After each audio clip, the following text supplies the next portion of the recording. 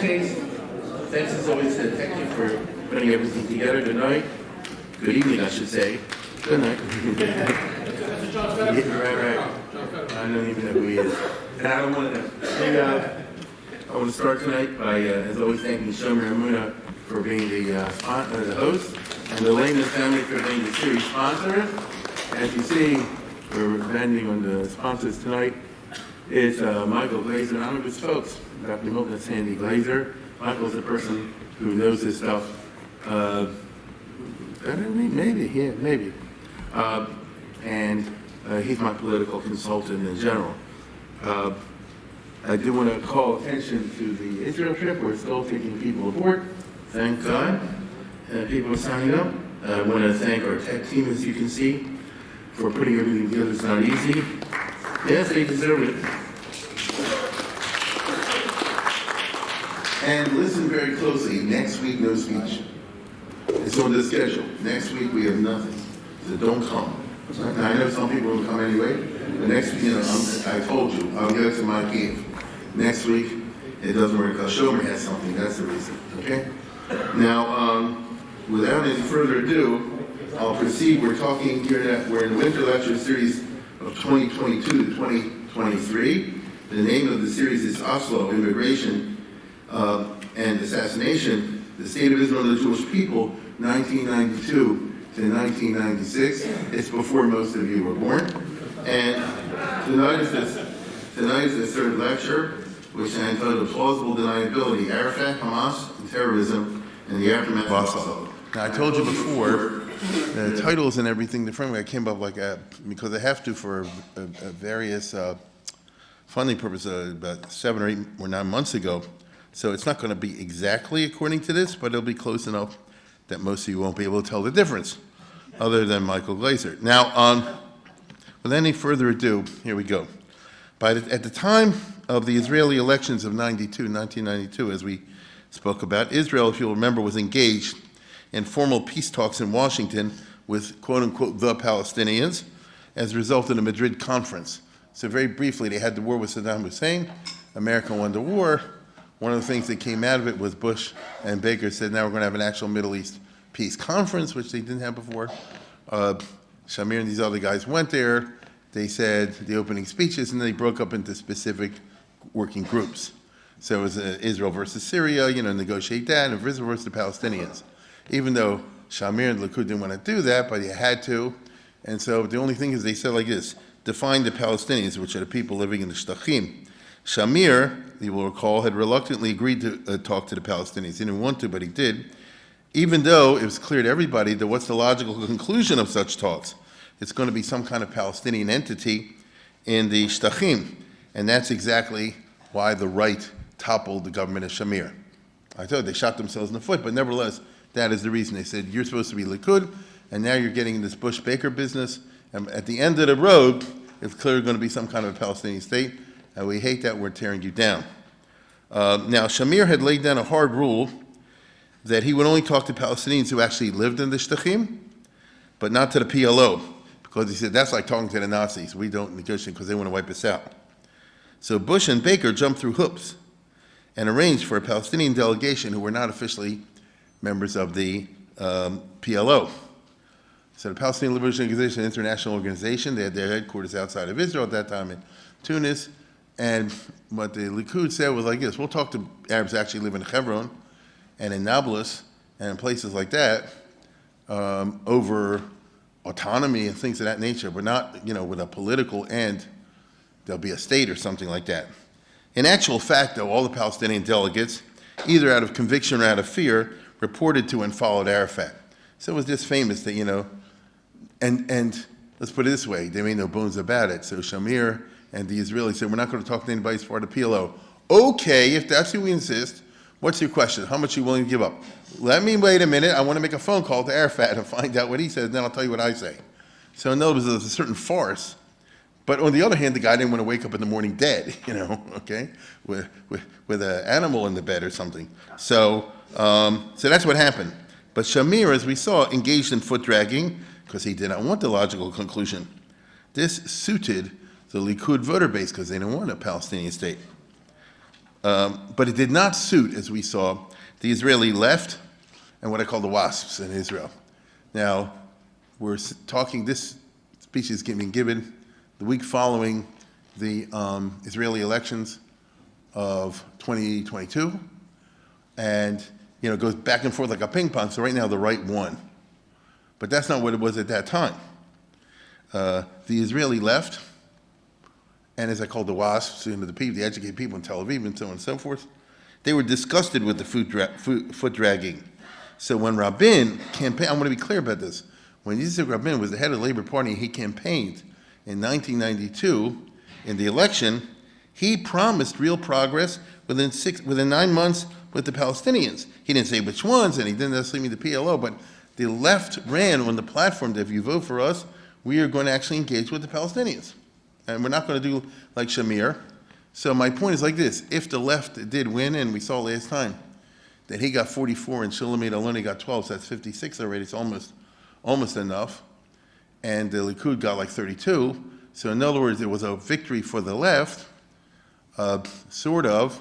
In order for them to get a government, as I said last time, you had to have the Shas go aboard, but nevertheless it happened. So they said, we're simply carrying out what we promised. It's not like we said one thing, we'd do another. I just want to be clear about that, okay? Now, mind you, the situation in the Shtachim, in the West Bank and the Gaza Strip, was incredibly complex at that time. On the one hand, the recent Intifada, which you'll remember took place in Ronald Reagan's time in the late 80s, had raised a generation of natural leaders, Asher Lo Yadu as Arafat, okay? Arafat had been kicked out of the middle of Israel part in Lebanon in 82, if you remember this. Part of the deal was he'll go away, look, from here, to Tunis. So it's not so close. I mean, it is the Middle East, but it's not close. And that means after 82 or 83, whatever it was, he was physically not there. And if the Intifada did arise, it wasn't like he triggered it. The locals just developed it on their own. And that can happen when you have what people present as occupation, and you have young, energetic, dynamic people from this village and from that village and this town and that town. And naturally they said, we want to rise and throw stones at the Israelis and all that kind of business. So what I'm trying to say is it was a funny situation, and because these people who were rioting, or as they saw it, waging a liberation struggle, were against Israel, of course. Theoretically, they're in favor of Palestinian stuff, but if you ask them about Arafat, I mean, it's like he was 60-some years old, it's like old fuddy-duddy, like he's not the main guy, really. To Hamas, which by this time had arisen, Arafat was mamish a fuddy-duddy. He was old news, and he was over the hill. It's a long thing over here, I'll just say it out loud. In the 80s, when Israel was still occupying the Gaza Strip, imagine that, and the West Bank, so the Israelis, everybody in the world is like this. You think within a certain framework. We're all like this. And you're like stuck within those frameworks, whether you realize it or not. And there's certain things you just don't do or can't do, even though you can, and vice versa. It's how we are.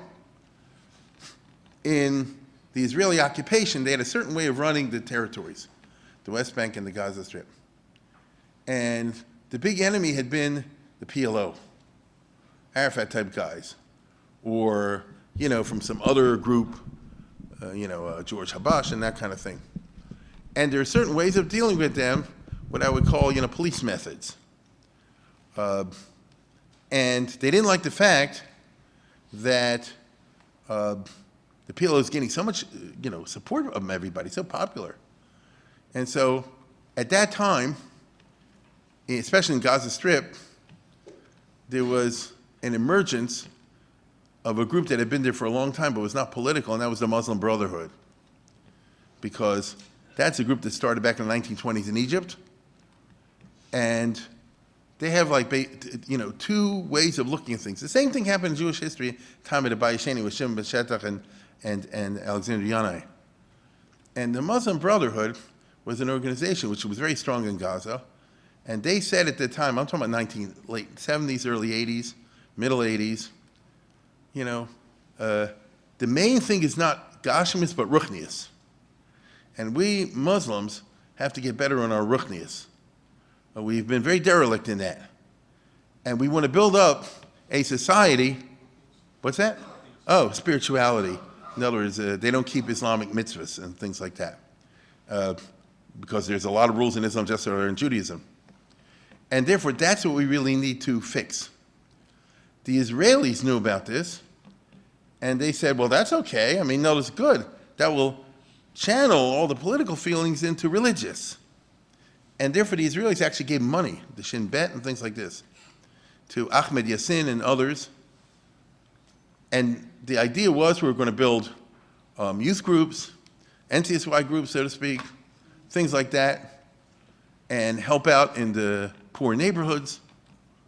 So what's wrong with that? So, for example, I'm trying to portray this to you from the point of view of an Israeli officer. Suppose I have a young guy, and he's now 17, 18, 19 years old. He's got nothing to do. He's going to end up becoming some kind of a bomber for the PLO. Yeah, but if he goes into one of these Islamic yeshiva type situations, he'll put all of his energy into learning the Quran and all that. Good. You see? Good. And so the Israelis themselves kind of fostered this as a counter to the PLO. The problem is that the Muslim Brotherhood per se was just about religion, but it's just a natural, a logical conclusion that some of them, especially led by the blind sheikh, if anybody remembers that guy, at a certain point they said, no, now we're going to take this into armed struggle. But the Israelis had no idea this was going on, even though they're supposed to be so good in the spying and the network of information, all the rest of it, which they are, but they weren't thinking in this framework. And this group knew from past experience a lot of the Israeli tricks, and therefore they were able to study. The Israelis had no idea this was going on. They were able to study what we call in the security business holes in the system.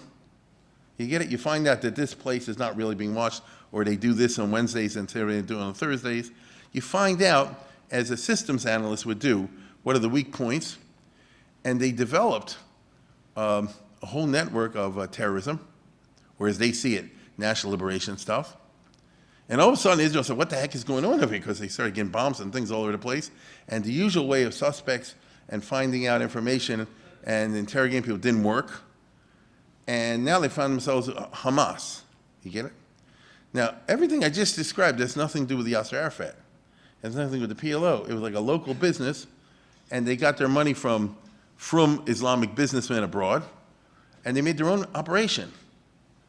And they were better than the PLO had been because they studied for a while the mistakes that the others had made, and they determined to do better.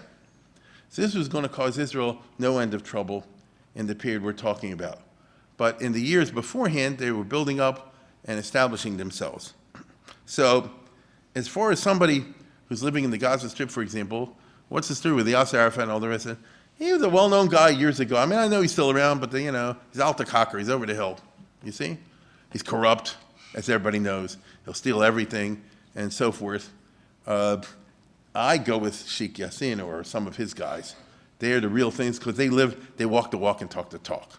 They're living here under the occupation. They live not rich lives. They don't send others, they do themselves. Therefore, they're more admirable figures from the Islamic and Palestinian point of view. So if what I said is true, then Arafat and company did not speak for them, really.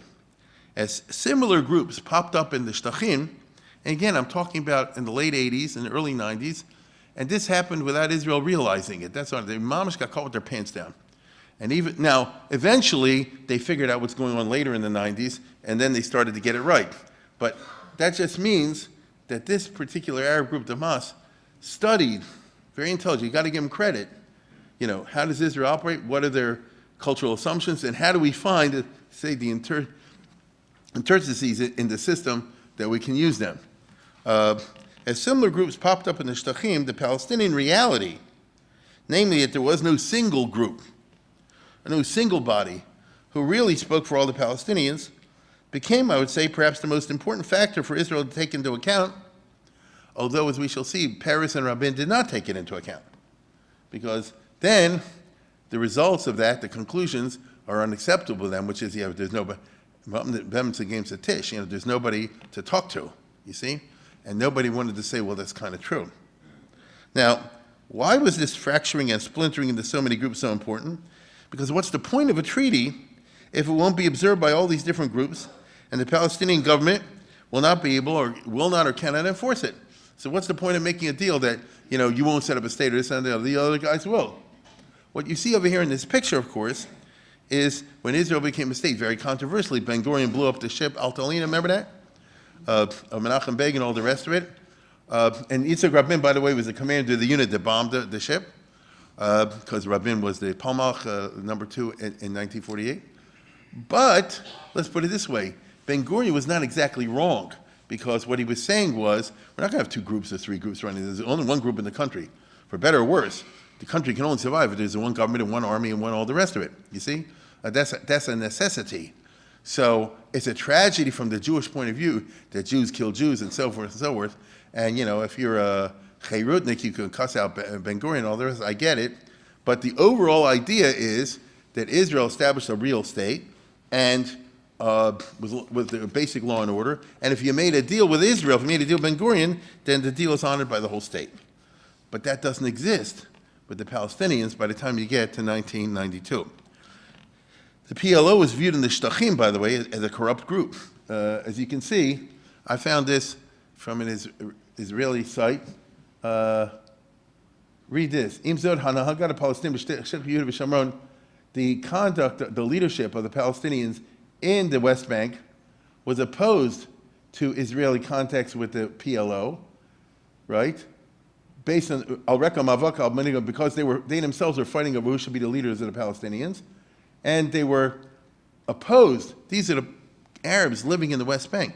They're opposed to the Ofio Mushchat Siburi terroristic Shal Ashaf. They didn't like the fact that the PLO itself is a corrupt organization.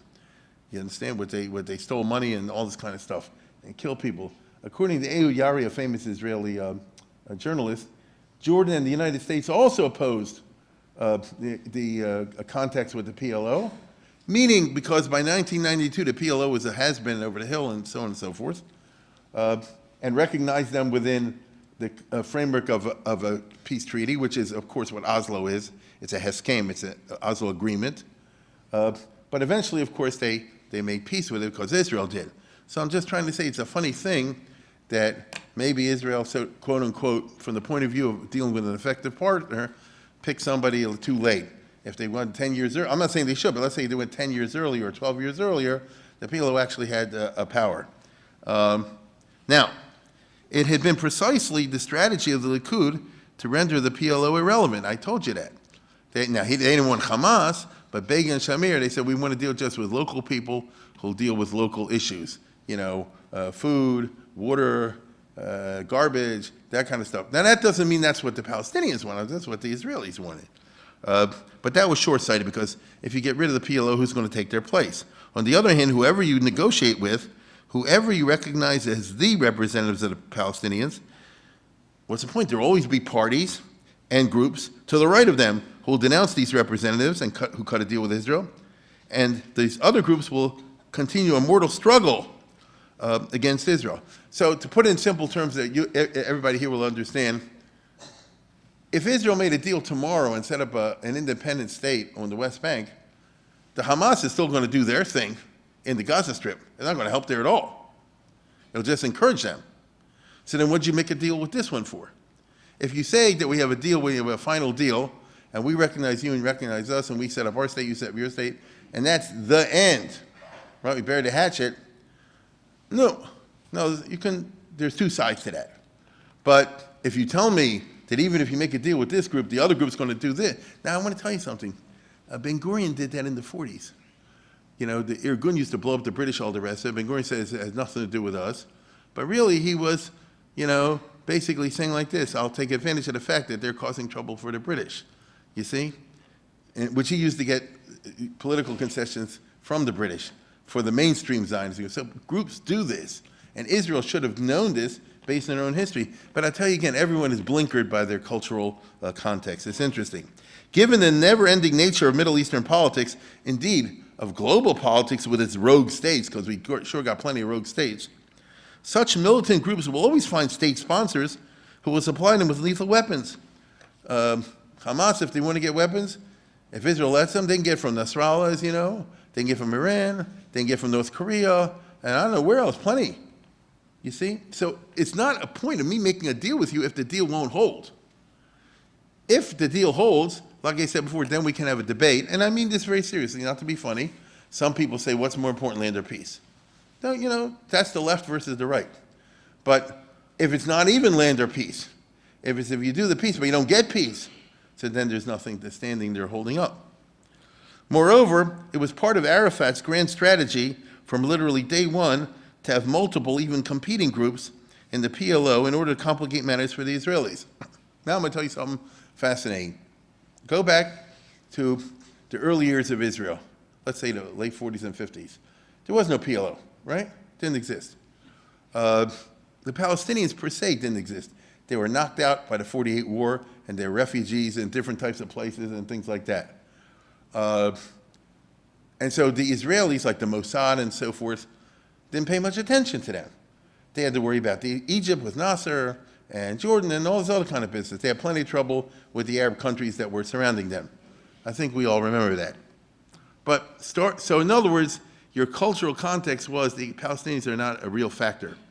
Starting around the early 60s, the Israeli spies, because Israel had, like others do, they had Mossad spies who married Palestinian women and lived there like from the 49 and 50 on. You get what I'm saying? They have deep penetration. And so I know it boggles my mind. This is well beyond Eli Cohn. And I mean, the guy, you know, had a family, and you know, in the West Bank or something like that. And they were the ones giving Israel the real information. And around the early 60s, they say, you know, there's this group forming, and I see storms ahead. And you better watch out. Some guy, Arafat and so forth, this guy's going to cause trouble. And the Israel poo-pooed it. You know, they said, the Palestinians, it's not a state. Nasser has an army, he's got an air force. These guys, you know, it's a lot of smoke, which of course we know was wrong. And then in 64 and 65, they started the PLO and they started the Arafat organization, Al-Fatah, remember that? And they started doing violent terrorist acts in Israel. Blow up a bus, blow up a this, shoot that. People think, in general, the WASPs in Israel look back to 467 as an ideal period. Yeah, in 1958 and 59, you know, like that. By the middle 60s, people don't recall that there were terrorist acts in Beit Vagan and places like that, because the Arabs used to come from the other side and kill people and rape and murder and all this kind of stuff. Or in, what am I talking about? Where's Rabbi Scheinberg's yeshiva? What's that called? Mattersdorf and those places, which are brand new neighborhoods, you know. So they used to come over and commit all kind of terrible problems. Now, so by the mid-60s, all of a sudden Israel said, oh, we better pay attention. He said, who are these guys? But the Mossad realized this, and the Shin Bet. But, you know, we have in science what we call science and the reception of science. Isn't that right? So many people are doctors and scientists. It takes a while, although today it's much speeded up, for somebody to have an invention, a new idea, and then for the invention to circulate out there and get accepted, right? Like I say, today, because of the computers, everything's speeded up. But do you remember when the guy did the first heart operation, open operation? It took years for it to spread around the world.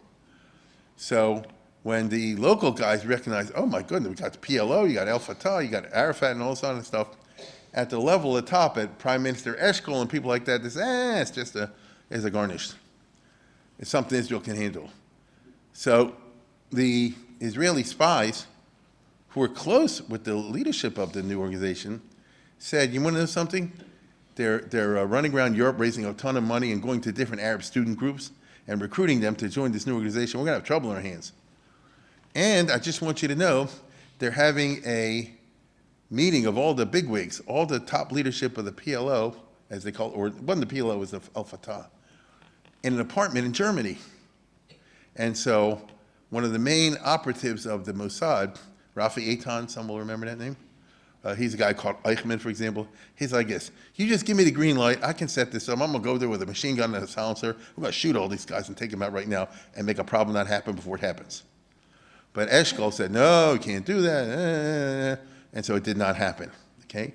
But Israel knew and followed all their stuff, and they taped all their meetings, you see?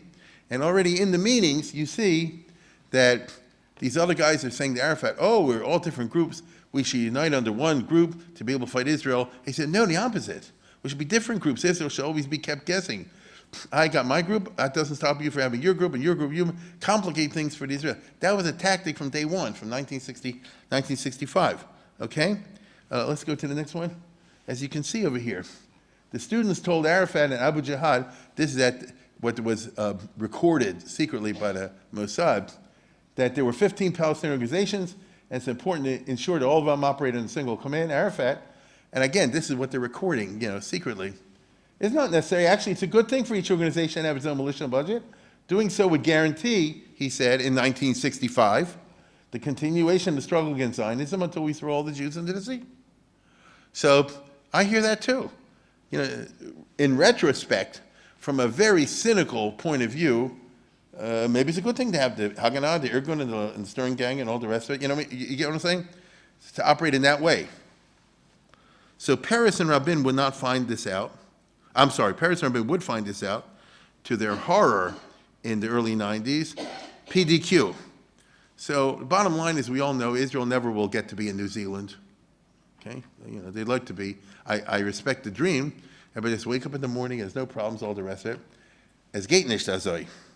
As we saw, Team Peres moved quickly to negotiate a deal with the PLO in 1992 and 3, which revived the PLO as a central factor. Even though they're fuddy-duddies and this, that, and the other, but all of a sudden they become main actors. By August of 1992, a deal was struck whereby Rabin would write an official letter recognizing the PLO as the representative of the Palestinians. So notice, we, the Israeli army, will put you into the government in Gaza, and we'll put you into the government in Yericho and all the rest of it, backed by the Israeli army. Now just remember, there never had been not real elections among the Palestinians, but whatever. In return, Arafat would write an official letter recognizing Israel's right to exist, as well as officially renouncing terror and violence. From here on, it's going to be peaceful political negotiations. Here you have a famous funny story. It's not funny. It's a Freudian slip, because they kept telling Arafat, you got to make this speech. And he was supposed to say like this, I renounce terrorism. But what did he say? Now, I announce terrorism. So, and if you go online, you'll see the guy say to him, say renounce, you know what I mean? So eventually he did. But naturally, you could say that's a failure to translation, or you could say that's Sigmund Freud, yeah. Okay, anyway, if true, notice if he meant it, then Rabin could say, look, no more terrorism. It's unbelievable. Would be fantastic. You don't have to worry anymore about bombs and chavetz chashuds and terrible things at the Kotel elsewhere. It's a new day, if it were true. In return, Israel committed, under these agreements, to withdraw the IDF from the Gaza Strip, or most of it, not Gush Katif at that time, and from Yericho, and that's all they committed to. So the deal was, we recognize you recognize us. Notice, we recognize that you should exist, we should exist, and we're willing to make an experiment, a starter stage experiment. We'll give you some land that you should run. We'll run the rest. And we'll see how things turn out. And things go in the right direction, then we'll give you back the other stuff. So it's sort of like a trial period, as it were. That's all. Israel said in the agreements that they'll still control security and so forth, because Israel was testing the waters. The idea of Yitzhak Rabin was, if the Palestinians prove to be peaceful and constructive, we'll withdraw from more territory. For the moment, all we have to do under the agreement is evacuate Gaza and Jericho. We don't have to pull out of any other territory. And that's what both sides signed. As we shall see, Arafat was going to contest this, even though he signed it.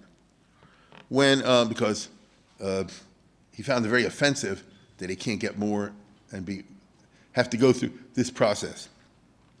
When the Israeli army pulled out, the PLO could take over. But that means, of course, that Israel was going to allow in a PLO armed police force. Not an army, and not a state. it's very important to understand there's a difference between an authority and a state. A state is a legal entity. If you go into it, you violate international law. If they would say to Arafat, for example, we're recognizing a Palestinian state in Jericho, and let's say, just making this up, let's say you start shooting rockets from Jericho at Yerushalayim, and Israel sends the army into Jericho. Oh, it's like Israel invading Lebanon, you see? It's like Israel invading Egypt. You're invading a legal state, which would be a member of the United Nations. It's a big deal in international law. And believe me, especially nowadays with the parties that you have in the United States, it's a big deal, okay? On the other hand, if it's not a state, they can condemn this, that, and the other, but they didn't break any international laws. Now, he says, big deal, I get it, you don't live in a, that's your cultural framework, but they lived in a legalistic cultural framework, okay? Because it's all about, at least the Israelis have persuaded themselves, or at least the left wing of the Israelis have persuaded them, it's all about legality. If all the Arab states will sign and say Israel has the right to exist, at least within the 67 borders, we've won. You see, that's how they look at it. Because if anybody attacks us, they'll be violating international law. Now, I get the counter-argument, but I'm just trying tonight the best I can to share with you what the French call mentalités, because that is really what governs how nations act, right or wrong, smart or dumb. Israel explicitly reserved the right to send in soldiers. I mean, it says this in the agreement. The PLO signed onto this, although later Arafat would deny it because it made him look bad. This is how you see all the time the IDF goes into the Shtachim all the time, and you don't see America make a big deal out of it, provided they go in for a particular raid like they did was Lion's Den and so forth the other day, because some group was starting a wave of bombs and terrorism, and Israel went in and killed them. So in other words, how can you go into the Palestinian territory? We actually have the right under the Oslo Agreement. You see what I'm saying? Now, you can always contest this, but I repeat, from the point of view of legality, you see? Now, of course, the Palestinians appeal over this all the time because it exposes the fact that they don't have a country, really.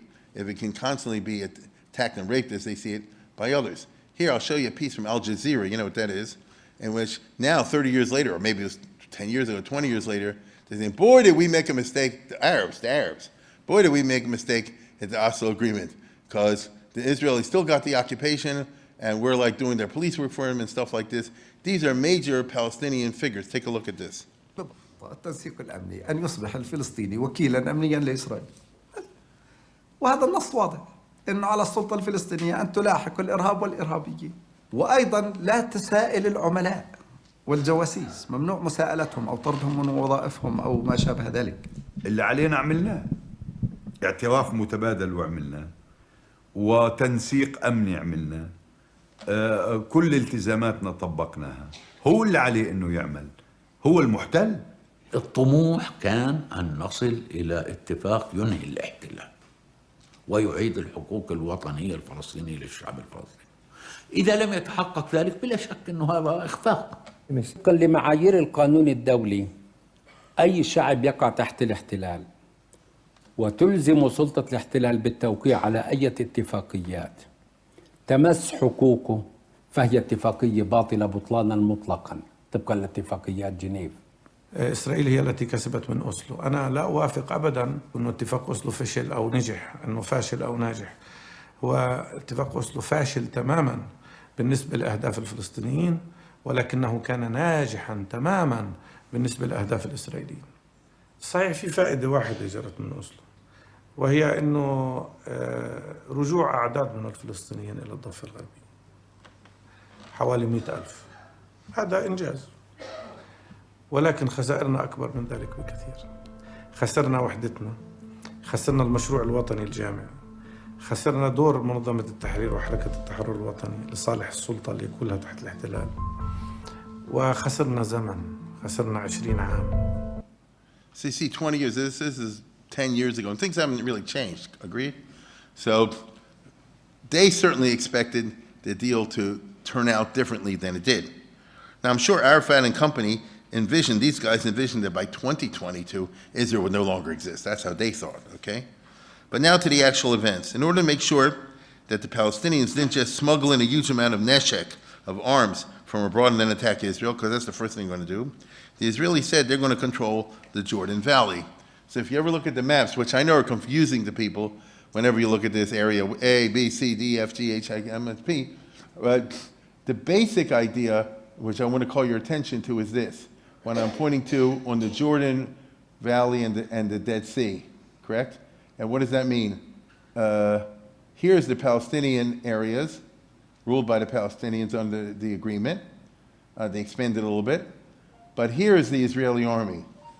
The idea behind that is, look what I'm doing. Don't bring in weapons this way. You see what I'm saying? Because otherwise they'll smuggle it from across Jordan. So let's say, for example, the Palestinians were granted this area up to the Jordan River. They would have a contiguous border with Jordan. Tell me what would immediately happen. To bring in H-bombs for all I know, There would be nothing stopping them. Now, can you guarantee that nobody will be able to smuggle anything in anyway? Israel does the best they can. What else can they do? They try the best they can. Sometimes stuff gets through. They're pretty good about it, but it's a cat and mouse game.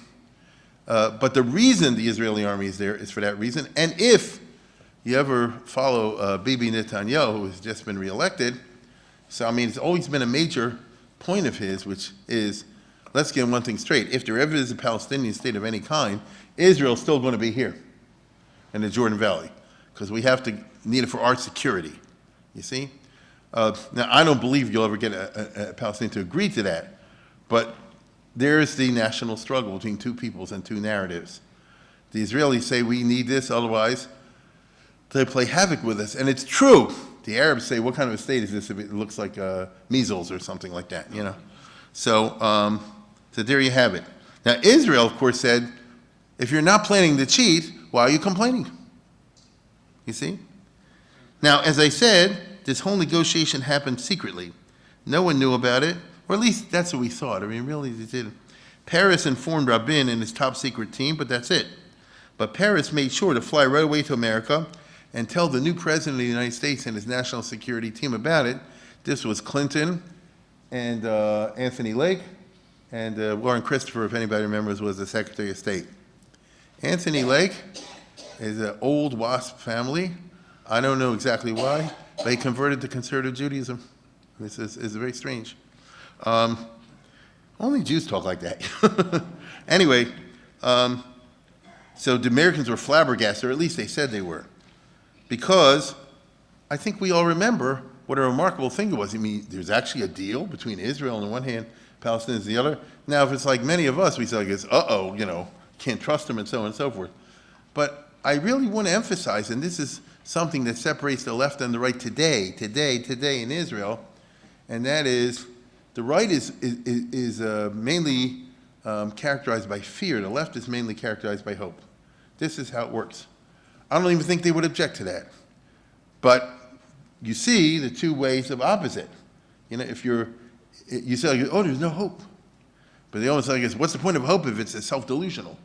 You understand? What's the point of hope if it's self-delusional? That is, if you strip away everything else, as I see it, the core of the split, because you have a split in Israel. I think everybody who follows the news, and I imagine most of your news junkies in Israel, knows the votes were about the same. Some of the parties screwed up with the agreements and all the rest of it. She took her down, merits and all the rest of it. But the number of votes were pretty much the same. So derech klal, the Israeli public is half and half, roughly speaking. And the half is said, we need a hope. And the other one's like this, they say, you can't trust these guys. We fear letting our guard down. You understand? We fear what you regard as a utopia will turn into a dystopia. So anyway, the Israelis were shocked. Could it really be the new Gan Eden? When the news hit the Palestinian street, there were mixed reactions. Some were excited that it was going to be a Palestinian state, although the implication seemed to be that the refugees would not return to the 48 homes. So now here you are, Palestinians in 1993. I want you to, it's necessary to understand the other side, at least to some degree. Otherwise, you can just have like a echo chamber, and that's not history. Remember, a couple million of them by this time were in what they call Palestinian diaspora. That is to say, they were kicked out in 48 from, let's say, for example, Haifa, Jaffa, I don't know, the Galil and places like that, and they end up living, I don't know, in Syria and Jordan and Lebanon and all that kind of business. And in their narrative, they say one day we're going to come home. And now Arafat just made a deal with the Israelis, and the right of return is not in there. He says at the most, maybe you can go back to the Shtachim, but you're not going to go back to Haifa, and you're not going to go back to Jaffa. They said, well, then what kind of a deal is that? Our family's been banking for, 40 years, 50 years now, that they're going to right this wrong, and we're going to go back to where we started. And now you're giving that in? You understand? This is how it took. This meant that a lot of the Palestinian diaspora, that is to say, Palestinians living outside of Eretz Yisrael, see, the ones in the West Bank is like this, heck with the others, but in my town won't be the Israelis. But if you're somebody living elsewhere and you want to go back to your town, and your house used to be in Rechavia or in Talpiot, they said, that's where I want to go back to. You can understand that.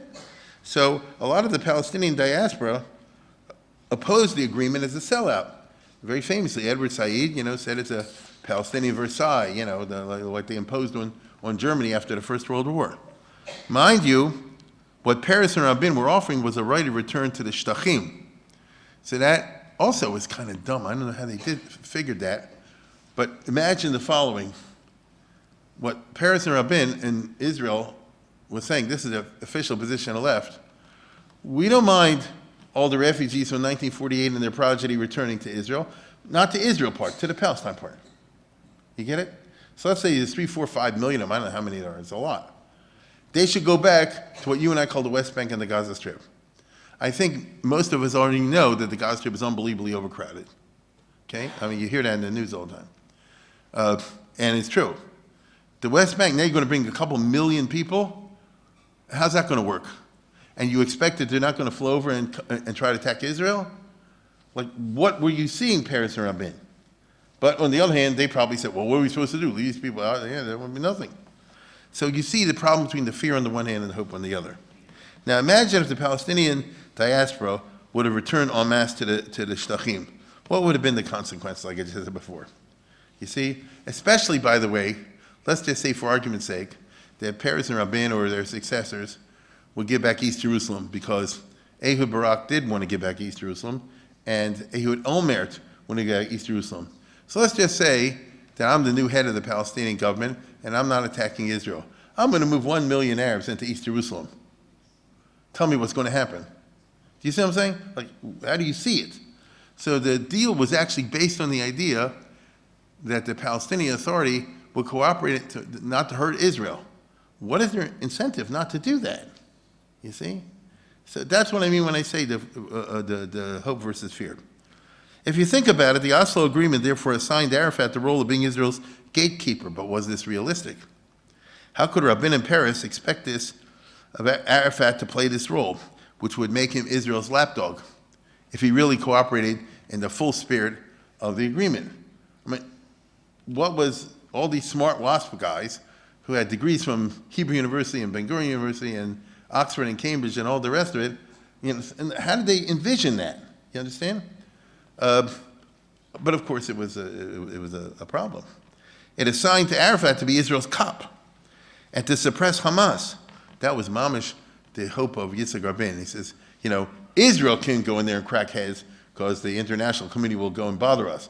But the Palestinians can kill each other right and left. So happens all the time, and nobody ever interferes. And it's true, by the way. Everybody has an excessive focus in this. I get that. So we'll put Arafat in charge, and he'll shoot all the Hamas types and whatever. He'll do whatever he does to them, bury them alive. I don't care. You really expect them to do that? Okay, it's the same problem. But such was the thinking of Yitzhak Rabin. In my opinion, he figured, or he hoped, that Arafat would rise to the occasion in the sense of great statesmanship. This is just a very interesting idea. You do find occasionally in history someone who they call a great statesman. It's very controversial, and he'll say, listen, we're going to make a lot of sacrifices, this and the other, to get a final good, even though it's not what we would want l'chatchila. See?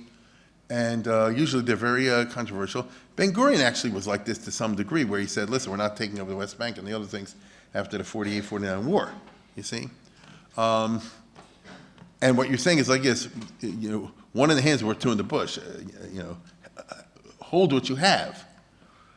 But in this situation, we've been requiring too much.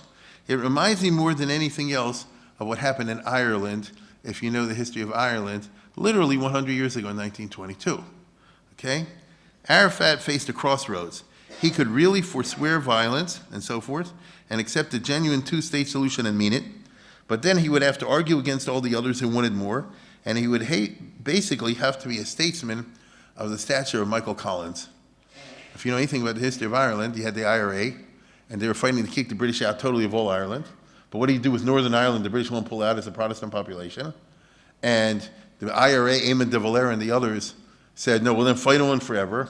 And Michael Collins, who was the main person in the Irish fight against the British, said, listen, this is the best deal we can have, and we're going to go with it. You understand? And he created Ireland. You understand? Because he made the deal with the British, he fought against his own guys, he said, this is the way it's going to go. Now, I don't know what he would have done in long term, because just like Yitzhak Rabin, his own guy shot him. That's the story of Michael Collins. Okay, I'm not talking about the drink over here, okay? He says, we're talking about the guy. He was a very famous and very interesting person. And, you can look it up and so forth. That's why Ireland still is divided. You get it? As you know, Ireland still has Northern Ireland, which belongs to England, and the regular Ireland, which is their own business. Believe me, the Irish hate it. But on the other hand, they've had 100 years now of their own country, and they've had their own good time. You see? So the person I just mentioned, Michael Collins, is very famous for demonstrating these qualities. He had been a big terrorist leader. I'll say it again, he was a terrorist leader, and he did all kinds of stuff to the British, all the rest of it. But then at a certain point, he said, you got to graduate and move to high school and operate in a different way. Now, we do find statesmen once in a while like that, but Arafat wasn't built that way, you see? If Arafat would have done that, then maybe would have attained what I call a Palestinian Switzerland. You see what I'm saying? Which was, of course, the plan of Donald Trump, wasn't it? To have a Palestinian Switzerland. Let's go to the next one, right? Which is, you'll have less territory, but we'll give you $1 trillion, $10 trillion. We'll build you up like nobody's business. Isn't that true? And the idea was, look, and listen what I'm saying, because I'm speaking tonight over and over again about cultural constraints. To Westerners and Americans, it's all about money. Tainli hanefesh archush kachloch. It's all about money. I don't need a lot of territory. Just arrange my country should be rich, safe, and powerful. Everybody should have 10 Cadillacs and 50 bedrooms, and the bathroom should work, and the air conditioning should work, and my mortgage should be paid, and I'm fine. I don't need anything else. You see? All I need is to marry off my kids. Other than that, I'm fine. That's a middle-class paradise. You understand? And by the way, the United States of America operated this way after World War II successfully.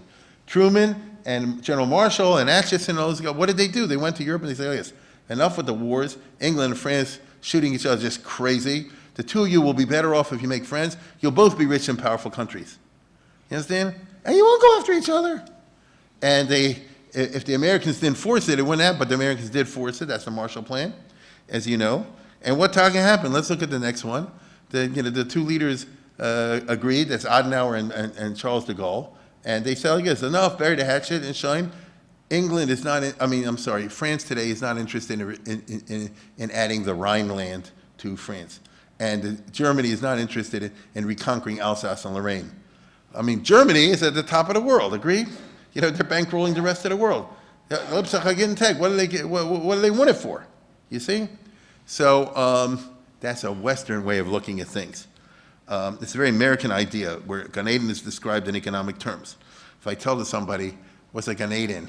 What's the Garden of Eden? They say, oh, no war, we'll all be rich, everybody win the Powerball, that'd be just great, you see?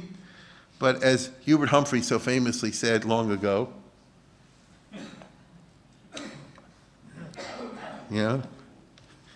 Israel's not in the Midwest, these are values, but not in the Mideast. The Mideast operates on the basis of Hunan ben Ishak, who said long ago, let's go to the next one. Read this.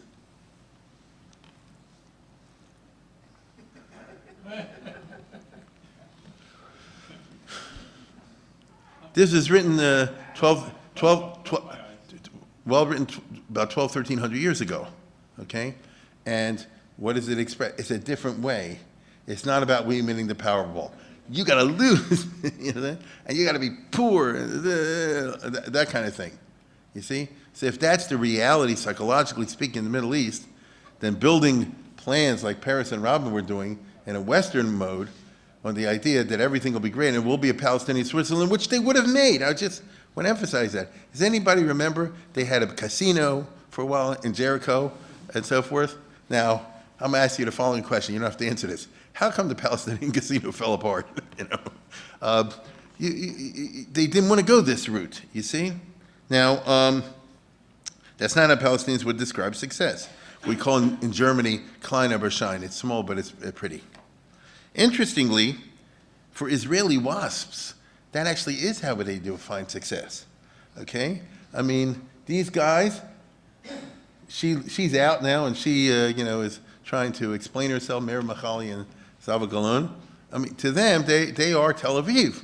They're basically saying, if we have the Republic of Tel Aviv and everybody will leave us alone, and we have Herzliya also, and the beach works, and we have the thing, you know, it's fine. You understand? In other words, well, it's based on what we call cultural Zionism. It goes back, let's go to the next one, to Achad Ha'am, who said, it's a very Gaulish idea. You don't need to stay. Just get me a neighborhood that's completely safe, and we can talk Hebrew and all that kind of stuff, and we'll be just fine. So you have this elite negotiating with this elite. They're coming from a whole set of cultural attitudes, and they're coming from opposite set of cultural attitudes. And they expected that this would be a successful agreement. Because that's not who Arafat was. So he's not going to go the route of Palestinian Switzerland. That was one way he could go. Another way would be simply to denounce the Oslo agreement as insufficient or a Zionist plot. He could reject it. He said, we want a better deal. Remember they said that with Obama, we want a better deal. But he didn't do that in 1992 because he was desperate. He was over the hill. He didn't want to be a fuddy-duddy consigned to the garbage can of history, as Trotsky put it, and he wanted to be a player, and this offered him an unprecedented opportunity. So it's not A, it's not B, so he tried C. C is Arafat could try to have his cake and eat it. He could say that he renounced terrorism, but wink at terrorist acts committed by other Palestinians. I am shocked. I condemn this absolutely. Well, he said that. I want you to know we condemn this. That's supposed to, take care of it. And the idea was you rely on this tactic to produce what I call an Algeria effect. Because as I'll show you a little bit later, and many don't know this, Palestinians and a lot of the people in the Middle East were inspired by the success of the Algerian uprising, which probably nobody today even remembers. And they bombed and terrorized their way to independence and kicked the French totally the heck out of there. So they had complete success. Not surprisingly, Arafat chose this last option, not only because he was a schmo and cynical, which he was, but for many reasons. This enabled him to follow his own personal nationalist narrative. He didn't want to have 5 million people live in the Shtachim and Israel should live high and mighty and all the rest of it. I mean, he was a nationalist of his own type. Okay, now that we have the background, let's go to some of the actual events. First of all, we have the White House launch ceremony. Ladies and gentlemen. Which today doesn't look so impressive, but it was at that time. Go ahead. Ladies and gentlemen, Mr. Arafat, Chairman of the Executive Council of the Palestine Liberation Organization, His Excellency Yitzhak Rabin, Prime Minister of Israel, the President of the United States.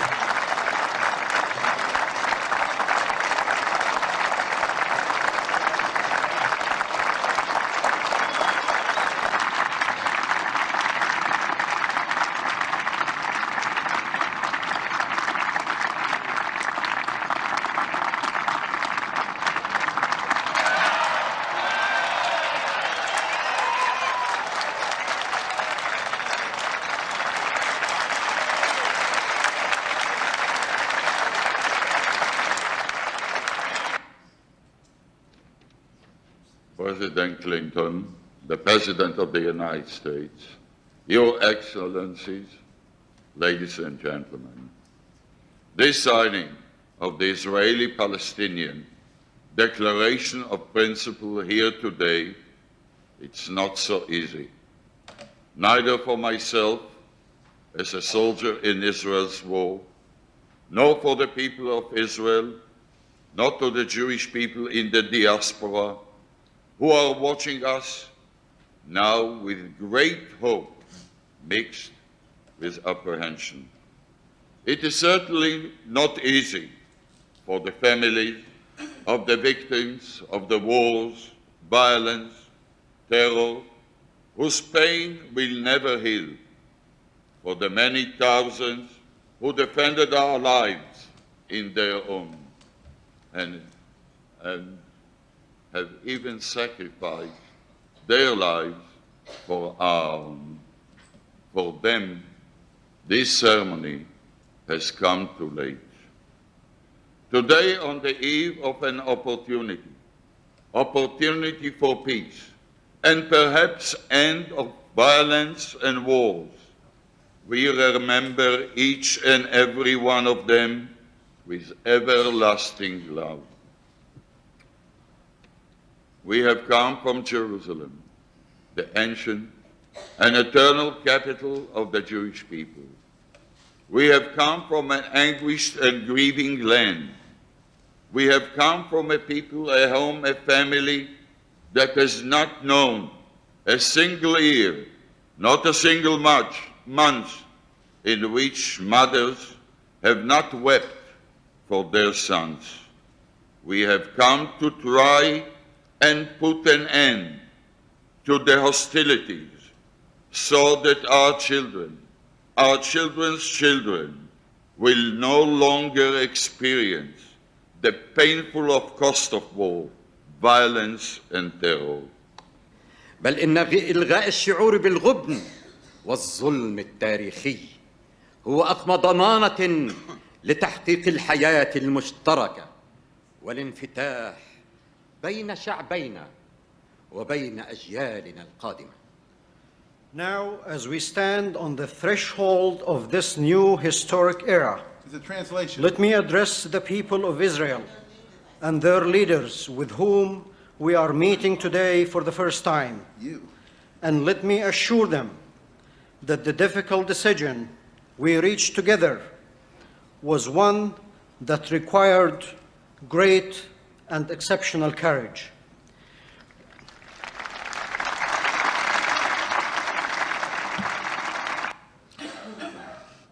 Now, obviously, I cut, it's not the whole ceremony, of course. Now, what's the point? Okay, so you had your White House lawn. It's very different than the 1979 Begin-Sadat White House lawn ceremony, because there was actually signing a peace. And to be perfectly honest, Jimmy Carter earned it, because he was part of the Camp David, all that stuff. Clinton was handed this on a silver platter. He didn't do it. It's a little bit like Obama got the Nobel Prize a month after he became president, if you remember that. Do you remember that? So, which is okay, but I'm trying to say it doesn't bespeak deep negotiations and all the details. It was just very fluffy, as you can see. And Arafat was smart enough to realize that nobody trusts him. That's why he said, you've made a good deal. But you know how the old line is, would you buy a used car from Arafat? Now, the bottom line is that now came the implementation, okay? And here started the trouble. This is from Dennis Ross. If you remember, he was the American negotiator. And this is right after the treaty is signed. The Israeli complaints were consistent. The Palestinians are demanding concessions without assuming responsibility. They wanted no Israeli presence at the border. No Israeli presence at the border. Why do you want no Israeli presence at the border? He said, are you going to smuggle any weapons in? Chas v'chalil. Why do you want? You understand? No control in their trade. They wanted their own passport and currency, while being reluctant to do what was necessary on security. Go on, keep going. Oh, I'm sorry, I thought we had more than that. So you get the idea. Now, what happened was that the United States immediately put together a donor conference, which came up with $2.5 billion for economic development in the new Palestinian entity. But Arafat, this is how they do business in the Middle East. He said, fine, $2.5 billion, you give it to me. It's like Baltimore City Public Schools. You give it to me. I give it out. You understand? Because that's how you do business. How did Arafat stay in charge of the PLO for all these years? He has this thing, and that's why they call corrupt. You get it? But on the other hand, he said, I guess that's how they do business where I'm at. So then that was the reason they raised $2.5 billion, because you know as well as I do, none of that money is going to go into actual, contracts for fixing up the infrastructure. Okay, it's going to go into people's bank accounts. Now, the Americans were learning this PDQ. Now, Arafat, the Oslo agreement said, the agreement they signed said that by December 13, there's going to be a deadline to negotiate further developments in the treaty. That was 3 months away. Arafat wanted that because he wanted to play hardball, or brinksmanship, to force Israel to make sweeping concessions as the deadline approached. That's his negotiating style. You understand? Notice there's 48 hours to go, and after that, I don't know what's going to happen, and so on and so forth. But Rabin said, I guess, screw the deadline if we don't do it December 13th. That's your problem. It's not my problem, you see? And Clinton supported Rabin. And so Arafat was like, wait a minute, that was supposed to work. It didn't work. So then Arafat tried, all this you can find in Dennis Ross. Arafat tried to threaten Warren Christopher that if the Israelis do not make concessions, the sky's going to fall. But he was the wrong type of guy, Christopher. It didn't work with the dour Secretary of State, who was even more turned off by Arafat's lies about bogus Israeli massacres and atrocities. Warren Christopher was a leading lawyer. He meets with Arafat after and says, oh, the Israelis are killing babies here and that and the other. I thought we're having a serious conversation. You understand? So actually that played into the hands of Israel. In general, Arafat did not prove to be a partner who wanted to discuss or solicit from the Israelis. He didn't want to ask them, please give me this, and please give me control of the border, all the rest of it. Because to do so would reflect in the Arab world like a weakness, Israel's superior position in the relationship, which enraged him to no end, because at the end of the day, Israel had a whole army in a country he didn't. So he wanted, because this is his style, say, I'm just an equal like everybody else, if not more so, and I'm going to figure out a way to force you to do so. The only way he could force you to do so, the classic negotiating style of Arafat was always to get a third party to intervene on his behalf and pressure and force the Israelis to yield to his demands. The United States, the United Nations, the European Union, whoever it is. And it kind of worked over the years, okay? It kind of worked over the years. I mean, let's put it this way. The Zionists did this in the 1940s to the best of their ability. You get it? So when you're weak, you try to leverage that. This way, Arafat could defeat the Israelis. And it was a tactic he used throughout his career. More ominously, that way, if he gets the concessions like on the borders, he could turn his territory into an Algeria, which is what the Gaza Strip is today. An area full of weapons and things like this in which they can hit the Israelis. Israelis won't be able to come back. There's a clip now from, I think, that thing I told you, it was a Netflix or somebody about Paris. They had like a hagiography in Shimon Peres. And even Paris, even in this, they're going to say like this. You'll see in a second. Arafat, as soon as he moved into Gaza, he brought with him hundreds of criminals and terrorists with weapons to set him up in Gaza from day one. You see? And he's not supposed to do that.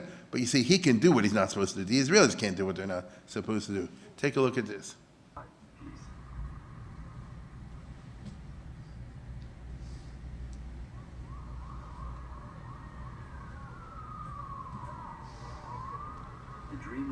Represented by the Oslo Accords is soon facing serious challenges. Many were hoping that Arafat would grow into a similar kind of peace partner as Anwar Sadat or Saddam Hussein. But less than a year after Oslo was signed, growing numbers of Israelis are becoming convinced that he is unable or unwilling to give up terrorism. After signing the May 1994 Gaza-Jericho Agreement that is part of the Oslo Accords, Yasser Arafat arrives in Gaza to start the process of governing. But hidden in the vehicles of his motorcade are weapons and terrorists he's allowed to be smuggled into the new newly proclaimed Palestinian Authority. Throughout the fall of 1994 and well into 1995, terrorist attacks erupt against Israelis by Hamas, an Islamic fundamentalist Palestinian group founded in the late 1980s, and another group, the Islamic Jihad. That's enough. I know it didn't come out so clear, but if you, in other words, in his motorcade, they had machine guns and stuff like that, which you're not supposed to do, but we're doing it. So the remarkable thing to me is that the Israelis, it took a while for it to sink in. Rabin and all these people, even though they were smart, it didn't sink in. Next week, I think you'll see when it does. In general, he played his cards, in my opinion, very poorly against the Israelis. But that's because he couldn't really decide mamish for a two-state solution, because that would betray the right of return in Jerusalem. He didn't want this legacy.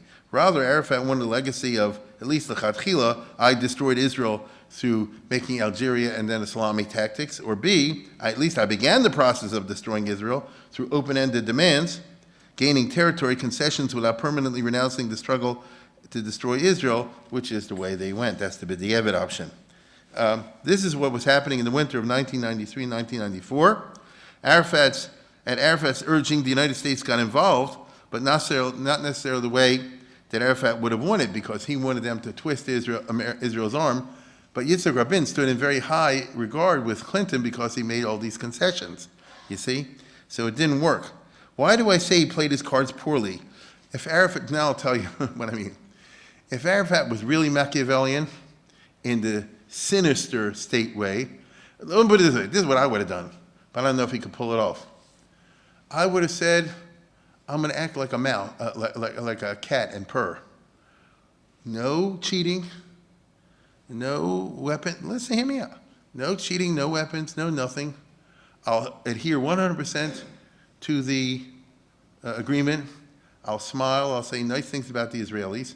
That would generate an unstoppable dynamic on the part of the Israeli left to give them more concessions. And again, don't cheat, don't do anything. Make sure there's no terrorist attacks whatsoever. Eventually get back the whole West Bank and the whole Gaza Strip. And then at the right moment, then you make a move. You get it? Stalin used to act that way, but he was a smart guy. Arafat wasn't built that way. It's just, here we go with personalities and cultural frameworks. He couldn't help it. Once you get into the situation, you can hit the other guy, you hit the other guy. Like I told you before in the Middle East, is knock out the other guy's eye, you know what I mean? That's what you do. You understand? And by the way, had he, you notice and I notice, had he done what I just suggested, played nice for a year or two or three, and gotten back everything, they could figure out something Israel did wrong, which would then justify them to attack Israel. And would the Europeans and all those guys, who would they support? You understand? Who would they support? So, I mean, the usual suspects. He could have been Mavatar on Jerusalem, on the right of return, and other things for the time being, playing the long game and gaining the lionization of the world. At the right time, some incident could be used to stir up the Arab Muslim world. That's the easiest thing in the world. That's what you call the Spider King, Louis XI of France. He thought in these long terms, and he spun a web until the right moment. But Arafat could not think like a Spider King. He wasn't built that way. He was sneaky, he was moody, and he was always combustible. That got him to where he got, but it didn't get him past that. He was always afraid of losing his position as numero uno to the rivals, and he always had to act ne plus ultra. Notice nobody's stronger against Israel than me. So regardless of what he signed in the White House lawn, and regardless of the rhetoric, Arafat wanted to break out of limitations as soon as possible. They were imposed on the PLO by the Oslo Agreement. But of course, the only reason Israel agreed to any concessions was precisely because of those limitations, which Israel regarded as necessary for its security. So when you had the negotiations between Yossi Beilin, who was the Director General of the Foreign Ministry, and Abu Mazen over there, I think, Israel was saying, you know, Rabin gave me permission, I can give you this and this, but we have to have all these safeguards, you see? And the Arafat is saying, no, no, no. So from the beginning, Arafat was determined to tweak the agreements and present Israel with a fait accompli, which, by the way, Hamas has done. Am I right or am I wrong? Whether Israel likes it or not, and they don't, the Hamas has taken over the Gaza Strip, and ain't nothing Israel can do about it. You get it? And who the heck knows what the future is over there? Because it's a big cancer, and you can't invade it. They turn into a Stalingrad. Besides the, CNN and all the rest of it, And if Israel really went in there, they'd lose a lot of men, which nobody's interested in doing. And it's just a mess, you see? So in other words, they tweaked the agreement and they presented Israel the fait accompli. That's what happened in the Gaza Strip. This reinforced those Israelis on the right who had criticized the agreement from the beginning. Everything I just said. This strengthened the right in Israel. And basically, to use Baltimore language, if the guy's a cheater, why would the star can't give him a hechsher? You know he's going to cheat. You know what I'm saying? If you have a certain guy and you see the way he operates in business and you know he's not going to keep it, you just look at him, you know he's not going to keep it, why would you give him a hechsher? Like happened the other day in Lakewood, you know, things like that. You understand? But they didn't think like that, okay? As we shall see, this implementation of Arafat land in Gaza saw a resurgence of terrorism, especially of the Algeria variety. This will be the last thing I'm going to show you tonight, because nothing is new, but people just don't know it. There's a famous movie that came out in 1965. That's long before this, 25 years before this, 30 years, called The Battle of Algiers, which left-wing French producers, left-wingers, to glorify the Algerian uprising at the French. Get it? Mao glorified it. And a French movie. And they show exactly what the Palestinians are going to do in Israel, which is you do this, you do this, you do this, and then you come to a certain point, and then you start these either suicide bombings or bombings, as you'll see in a minute, because it's a 5 or 10 minute piece, but it's, in my opinion, important to see, because this is exactly what's coming down the road for Israel. Now, they could have watched the movie and put 2 and 2 together, but that didn't happen. And you see a guy makes the bombs, and he gives out to 3 girls, and she goes to like a disco, and she goes to a restaurant, and this one goes here, like a clothing store, in the French section, equal to the Israeli section, and they blow everybody up. It's 3 at one time. And that made it that the French who were living in Algeria said, we can't live like this. You see? Oh, that's the point. You see? So the script was already written, right? The movie had already been made. They're just reliving it. But, I guess hindsight is 20/20. The Israelis didn't see this, certainly Rabin, for about almost 2 years, which is quite remarkable. And that's when they had all those waves of bombings. So this, again, is happening in Algeria, but you can just transfer it to what's going to happen, as we all know, in Israel. This is the bomb maker. You get it?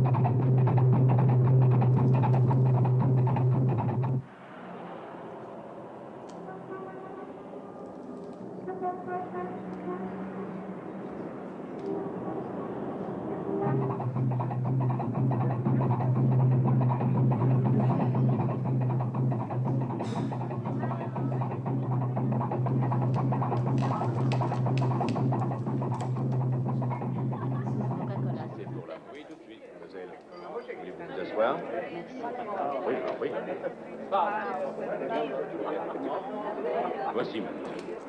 Merci.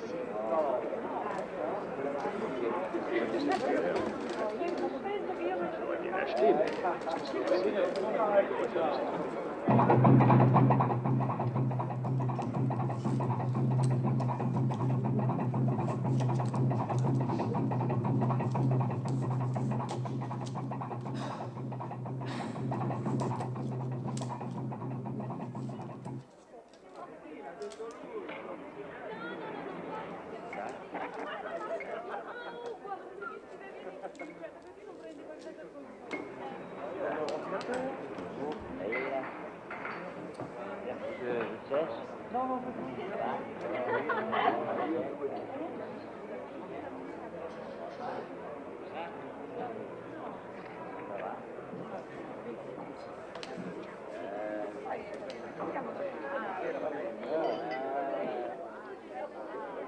100 francs.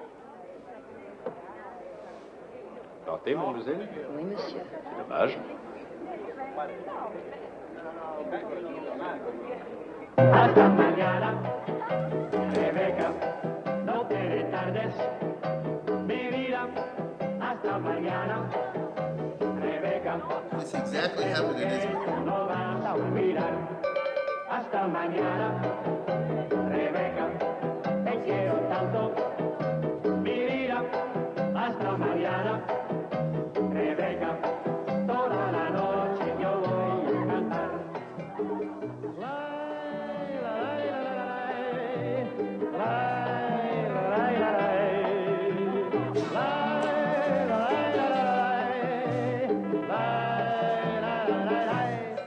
Hasta mañana, Rebeca, no te retardes, mi vida.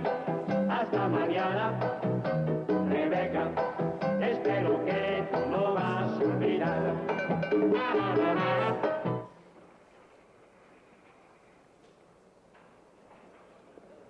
Attention, attention. Le vol 432 en direction de Paris décollera avec un retard de 20 minutes. Attention, attention. Le vol 432 en direction de Paris décollera avec un retard de 20 minutes. Oui, oui, c'est Raphaël. Vous voulez un autre martini? Bien me le donner. Tout de suite. Tu comprends, moi je n'aimerais aller en Italie. Ma femme n'aime pas l'Espagne. Elle dit qu'on bronze plus vite en Italie.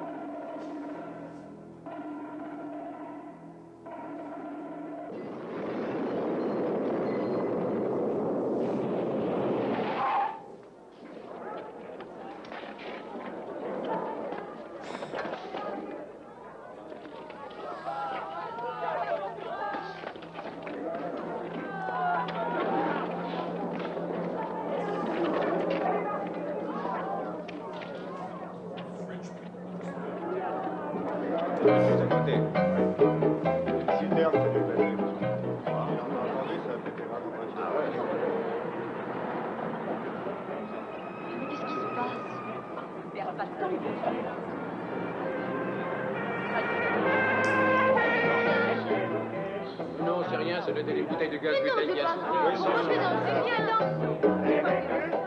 Te quiero tanto, mi vida.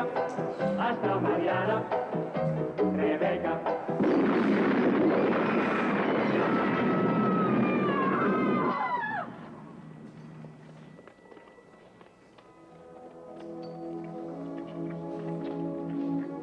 It's a movie, remember that, it's not real.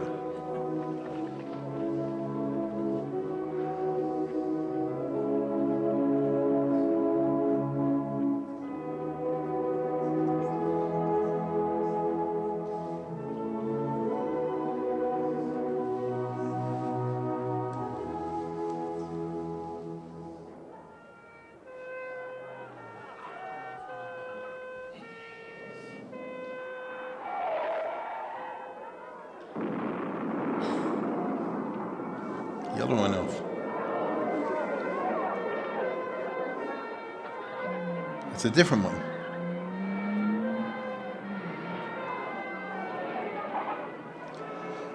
Now, is there a difference in any of this? What's going to happen in Yerushalayim in 1983, 4, 5, and 6? You know, it's the same. Okay? So it worked over there. Why shouldn't it work now? I'm just saying that this is how you do it. Now, Arafat, of course, I condemn this. I reject this. And so, but the Israelis don't believe him, you know.